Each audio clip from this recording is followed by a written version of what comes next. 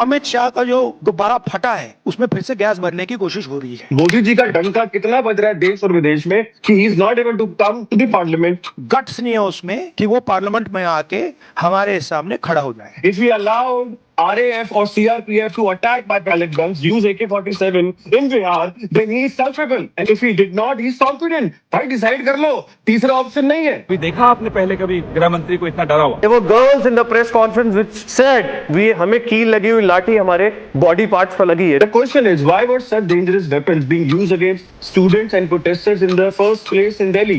The members appointed are by the BJP.